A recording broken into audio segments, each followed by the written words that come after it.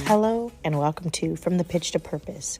I am Sammy B. My government name is Samantha Brand, aka Sam, Sammers, Samo, Schmo, Sam, Wise Gamgee, all of these nicknames, and my favorite, Mommy. I have been called many things in my life: professional soccer player, writer, author, speaker, poet, all of those things. But again, my favorite is Mommy. My least favorite is widow. We will talk about all of my life transitions as well as my family and my friends and all of the people that I love the most in this podcast. All of these life transitions have made us who we are, and I cannot wait to explore it all with you. Welcome to From the Pitch to Purpose. Today is part 2 of my chat with my dear friend Ember, Kernan, MacKay, and we talk about her life and her big injuries, her life-changing big injuries, and just so much more. So hope you enjoy. Grab a coffee, grab your tea, grab whatever you want to grab, and just enjoy. This is not all you've been dealing with. Like, you've also had you've blown out your knee how many times in your adulthood? I had my fourth surgery. It's 5 months ago. It was in December. Yeah. Okay, but that was after the one that you had just had a surgery when you came for my wedding. Yeah, is what was 4 years ago? Yeah, Well, 2019. so yeah, 2019. That was ACL, and then I had my surgery that April, and came out to your wedding. Yeah, 2 months later. And I was all like, I said was, I was such a bridezilla at that point already, and I was like, but can you walk down the aisle? Do we have to wheel you down the aisle? oh Because no, we'll be there. that was Like, my first. Okay, good. Surgery's April 2nd. Okay, I'll be out of a brace. I can fly. We're good. Yeah. yeah. Oh man. But those are like, I mean, on top of a lot of what's going on, you've also had transitions like that, like literally going from walking to not walking and having kids. Like, how was it different? Because your first blowout was your senior year. Yeah, senior year of high school. I don't even think it was in season. It was preseason, and yeah, my left leg, and that was hard. Probably the most mentally because I was so devastated. Yeah. And I don't remember this, but Eden remembers. Like you were, and she'll tell me, "Yeah, you were so mean." It's like, but I was on heavy drugs and like just so upset that I don't even remember. She's like, I came home, and you were just very, quick or snappy or whatever." I'm like, I don't even remember. It was really hard. Yeah. And like, because that was kind of dream changing too, right? Yeah. You Yeah. assumed you'd be going and playing in college. Yeah, that was the deal. I forget what college. I actually went to and practiced with one college. I think it was a Christian college. I don't even remember what Christian college it was. And they were good. So that was a little humbling. Like, oh shit, yeah, It's different. it's different. These girls were, yeah, hitting They it. they lift weights. That's the biggest difference. Is they Right. lift. That's probably right. I was pretty small. Yeah, they lift. I just saw a picture of a lineup, and my freshman year, like I just looked like a twig in comparison to what I looked like when I graduated. Like they lift and call we lifted, man. That makes sense. Yeah, yeah. That's the secret sauce right there. But yeah, because like if you were senior year, that means you were already accepting or going to visits or trying to figure out where you wanted to go. Like Yeah. that's So definitely life changing injury. That happened to Naomi as well.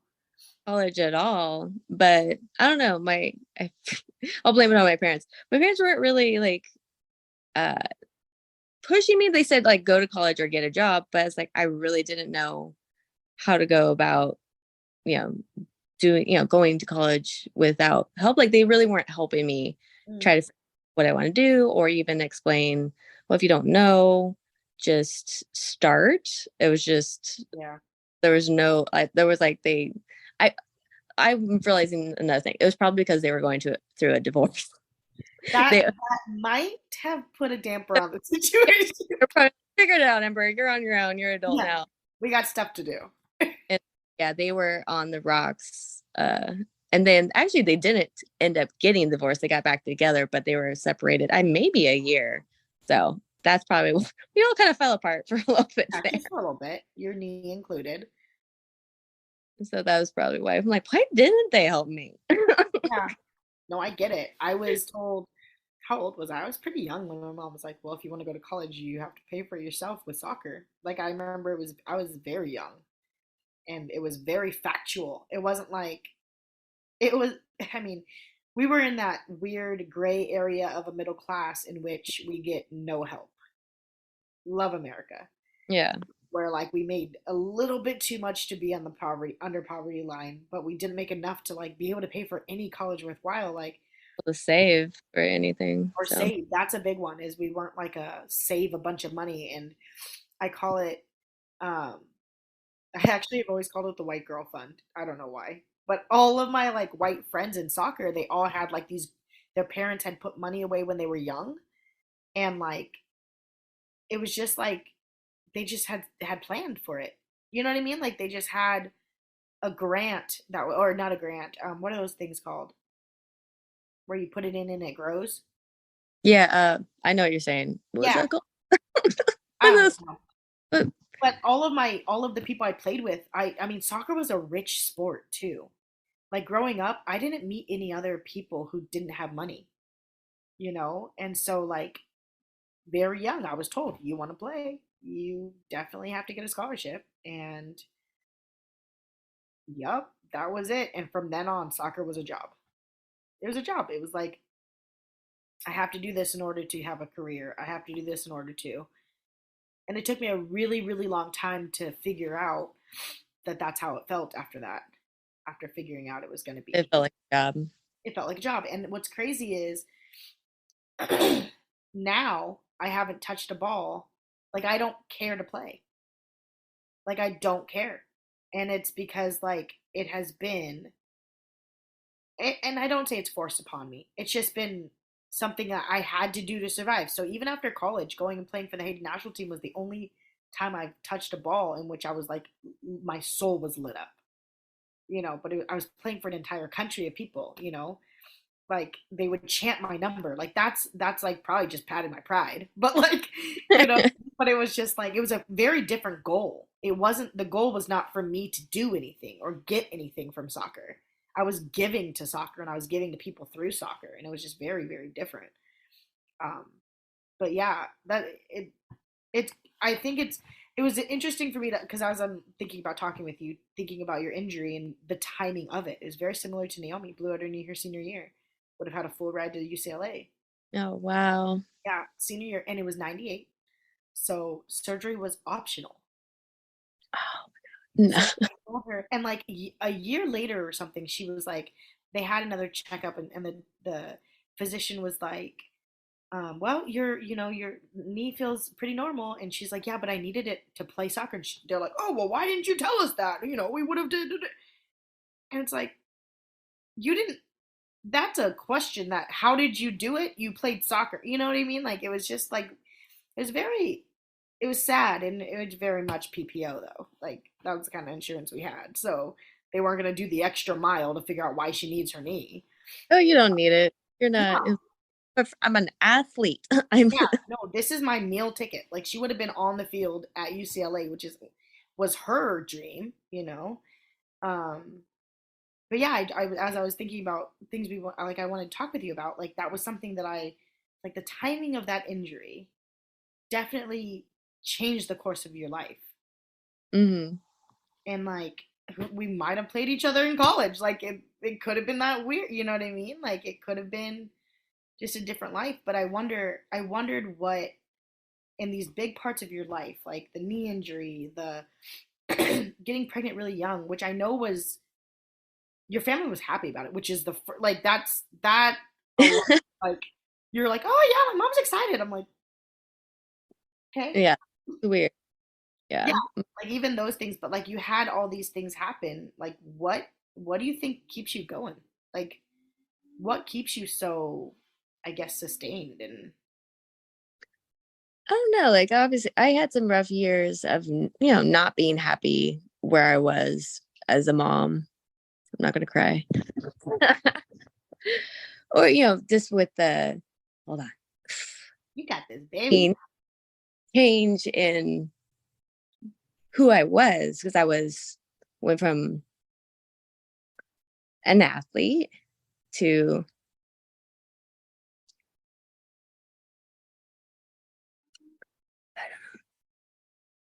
I know. You know, I know. Your body was no longer your own. Your time was no longer your own.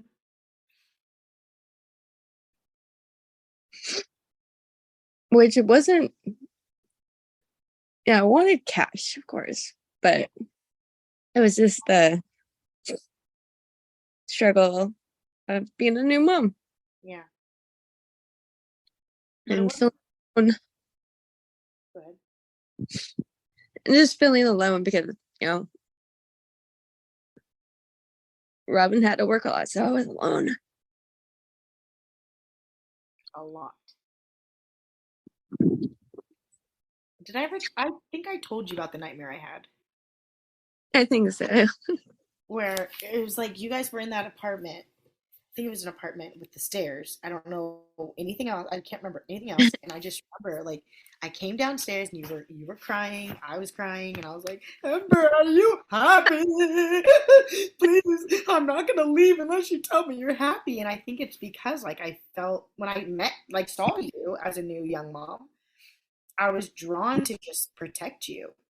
Because that was one of my jobs. Like when Eden graduated, that was that was gonna be my job, you know?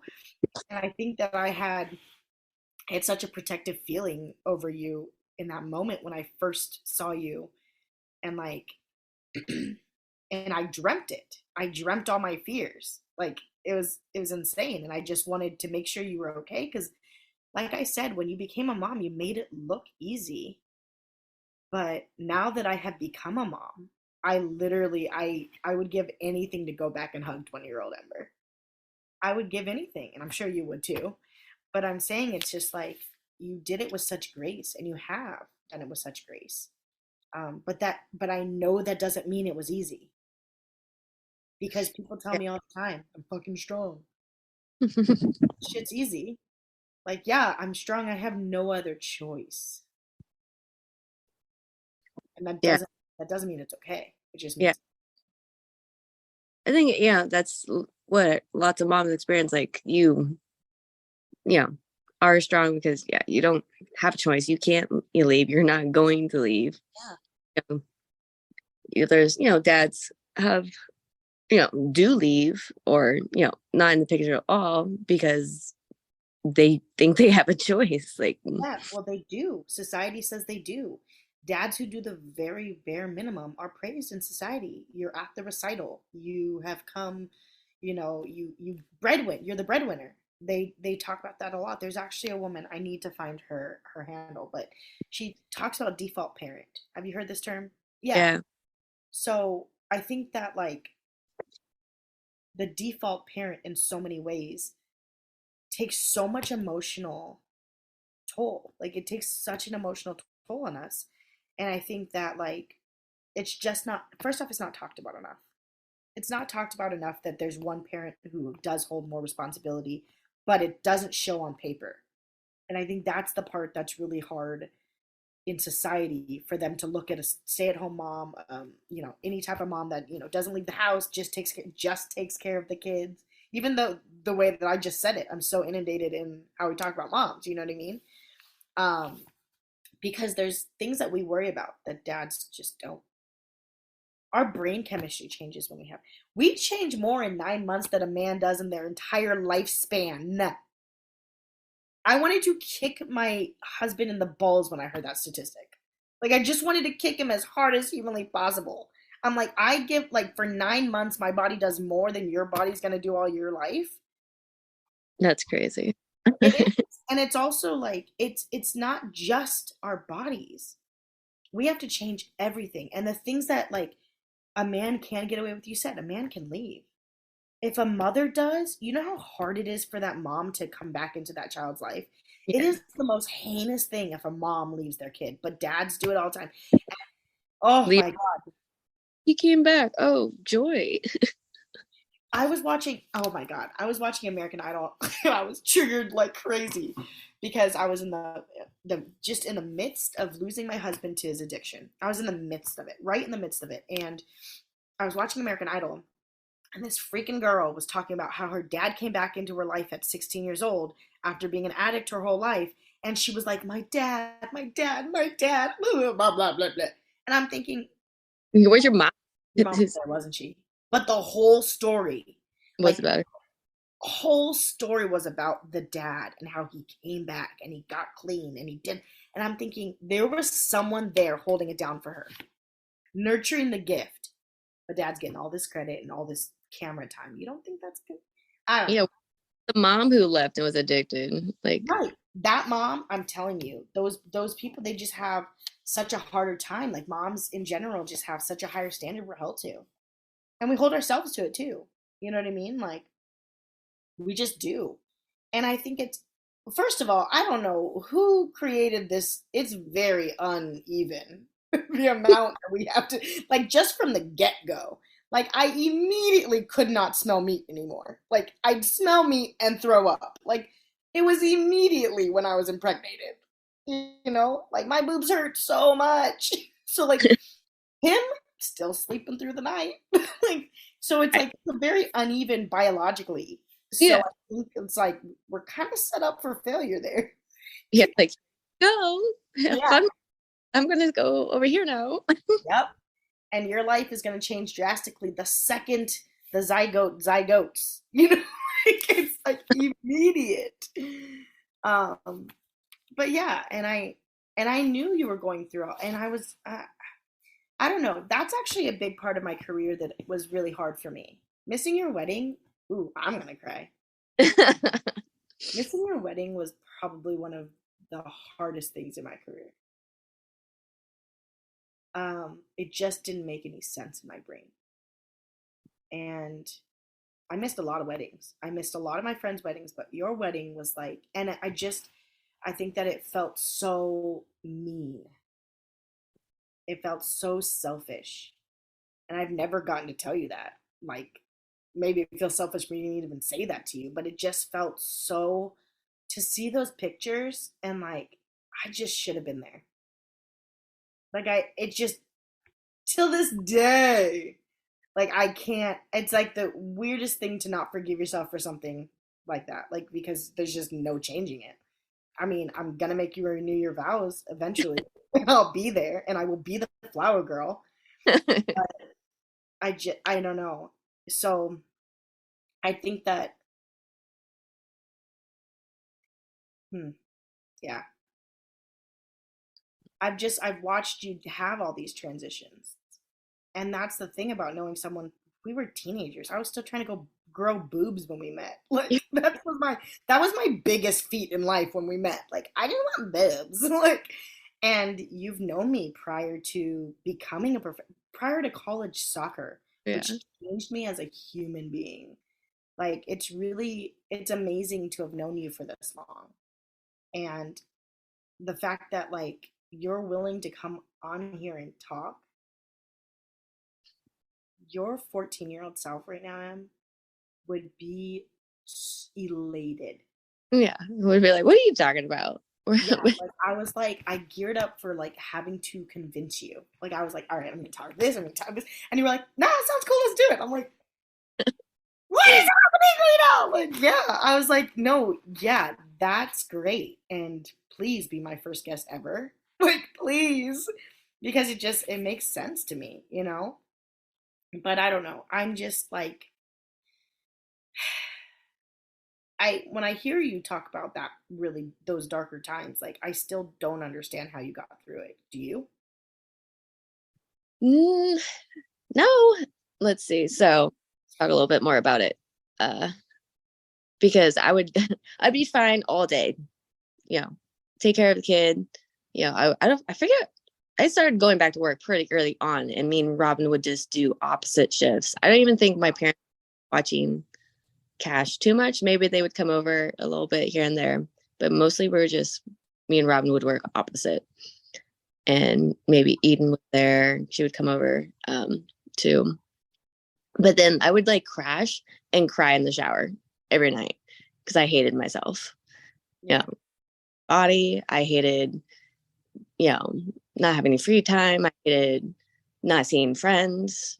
You know, so and I don't know.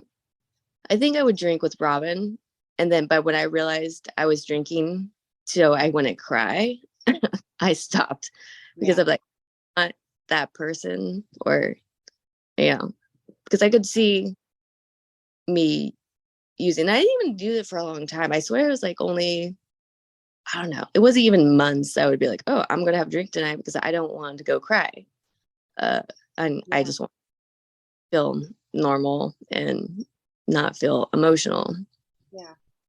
But after doing that for a little bit, I was like, no, I'm not gonna do that. I'm not gonna smother my emotions. And so, and after I don't know how long I cried in the shower. Yeah. And it was about just the change in my body, stretch marks, stuff I couldn't control. I could control like the weight and stuff like that. And I think just focusing on trying to get, back to health and, on cash and just moving forward. Then I did come out of it.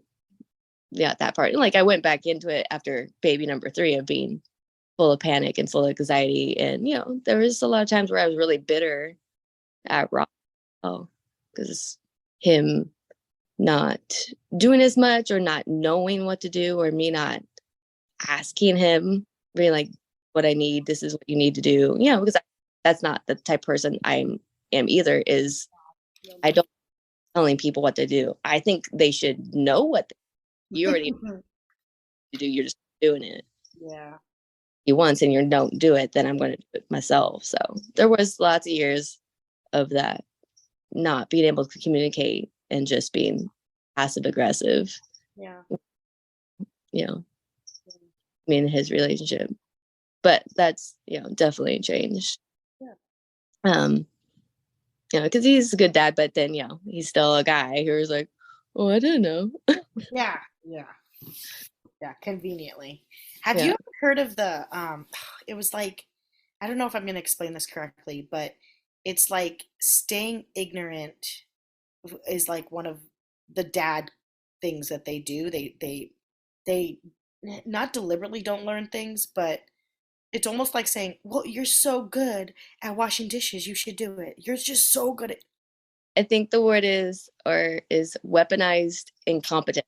Yes, that's exactly what it is. It's actually so deeply ingrained in our society. Yeah. It's deeply, and to the fact that like like a man who can cook. Oh my God, he can cook. He does the dishes. Oh, you've hit the jackpot. That's ridiculous. Rhea cooked me eggs this morning. Like, she's two. You know what I mean? Like, it's ridiculous that we are so okay with men's weaponized incompetence. Yeah. And I told him that because I think I heard that this year. I'm like, that's what it's called. That's what it is. Because I forget what he did, but I told him that it looks a little bit like weaponized incompetence. yeah. He was like, what? Like you don't know how to do it, so you're not going to learn how to do it because, I will do it if you don't. Okay. That's the one. And I think it's and what's crazy is that my husband wasn't necessarily like that. Like, I think it's because he was raised by a woman, like just a woman, and he also he learned a lot of things and he did a lot of things as a woman would because that was his example in his life. And I think it's like kind of amazing. I and also makes me very, very sad that he's gone. But like he cooked so much and so well. And I almost like I actually had to check myself when I was using my incompetence as a weapon. Because there was a lot of incompetence in my life because I was living in a foreign freaking country. So I didn't always know how to turn on a washing machine. Like it was in Swedish, And I think that like I actually hated my incompetence when I was there. So I don't know how men can do it. I don't understand it because I hate when I feel incompetent. Like I Yeah, I don't know. It's like them wanting to be cared for, or you do them, you're the mom, so you should be doing all the carrying around the house. And oh, I did my part, but now I don't know. Yeah. But the same thing with Ram. Ramen's a cook, like, but he like overly cooks. Like he was like, I'm going to make pork loin tonight. I'm like, can you not? can Can you you, just make us mac and cheese? yeah. Can you do something quick? We don't have time for this. Yeah, yeah. No, he actually same. He would like it's a production and he has to have a certain playlist playing and he would have a whole lot of same. So last question. Do you this one you can get me later if you don't know it, but do you have a favorite quote? I don't know if I do. No. No? What's a Mm. phrase that you say to your kids all the time? Hey, that's what I said. My podcast is now going to be called That's What I Said. It's because of the animated movie Rango, the lizard, Johnny Depp. There's this, I don't even know the context, but he just yells at another creature, another lizard. That's what I said. Or at least Evie does, because she really Yeah, likes. yeah. Really, you ever seen Rango? It's pretty funny. It's I think I have. I think I have. like this dark Western animation, and it's so weird because it's like, it's kind of dark Yeah, for for a kids movie. Yeah, they're not going to get a lot of it, but no, it goes over the head. So when I watch it, I'm like, this is really funny. And yeah, just Johnny Depp's voice of yelling, "That's what I said," is literally what I say, because they'll question what I said or like repeat what I said. So I'll yell that back at them. oh, that's it. That's amazing. That There's really is a um good title for a podcast. That's what I said. uh there's and then I used to say, you can do it all by yourself. You Let can me do see. it all by yourself. Let me see you do it. Hey!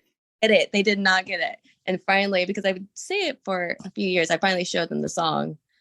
And now the girls will play that song. Yeah, Because I'm like, can you do this? Can you give me water? I'm like, you literally can do it all by yourself. yeah.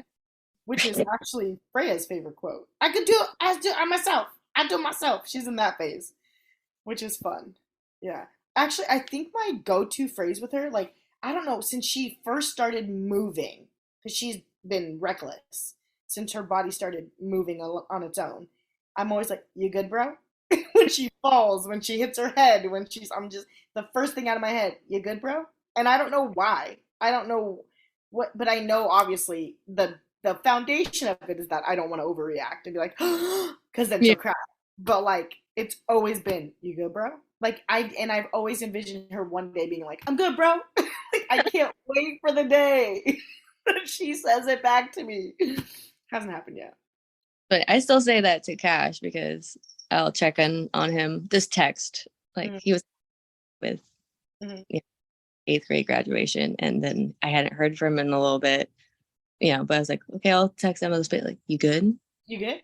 You good? You Just to check. Concerned. Are you good? Yeah, it's really funny in mixed company, like where she'll like boom and like smack her face on something, and like she'll look at me and I'll be like, "You good, bro?" And she'll be like, "Yeah," and then people are like, "She's fine. She's like she has one less tooth." like, but it's just how I've always reacted to her falling or whatever. But I think that's mine. I think that's like my parenting. That's my parenting. If I made a book, that would be all that was in it. Yep. Okay. And lay down from the monitor in her bed. Like that is time to lay down now, Freya. That's a big one. I say that all the time. Yeah. Well, I don't know. I just love you so goddamn much. Like I do. I really do. And I think seeing you last weekend, I was just like, ah, if only we could just teleport. That'd be great. Yeah. Hey, that was a really good day. That was a long day. Very long day. And when you told me that you usually only go Like we went to Knott's Berry Farm for what, 8 hours, and you usually only go for 2, 3 hours. There for 10 hours, I You were think. there for 10 hours. We were there for 8. Gosh. Yeah. Usually it's just like, 3 to 4 hours and then we see you later. But we're also driving 3 kids around who are annoying and then Also that. No, and then it was really good to see you. Robin's easily irritated. He doesn't like crowds and he doesn't like um noise. So I don't know why we go anywhere. Yeah. I don't know where we're going. Actually, he loves amusement park. It's all his idea, or else I probably wouldn't have Knott's passes. So Yeah. Yeah. That's interesting. But yeah, my dad loved amusement parks. And he loved roller coasters. And the only reason he could never go on them was because of his pacemaker. And that's why he loved Ghost Rider so much. Like he couldn't do. But what is the one, Hang Time? I don't know if he would have liked it because it does go upside down without a chest harness, which seems real unsafe now that I think about it. really strange. And that seatbelt's not doing anything. Like it does. I'm like, why doesn't it stay tight? It's just That's gonna catch me if this thing pops off. That's not yeah, gonna catch me. yeah. It's not It'll just split me in two, right at my bladder.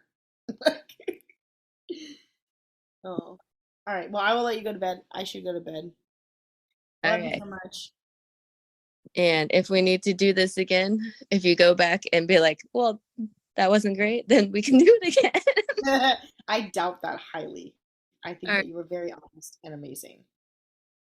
All right. Thank you. It was fun.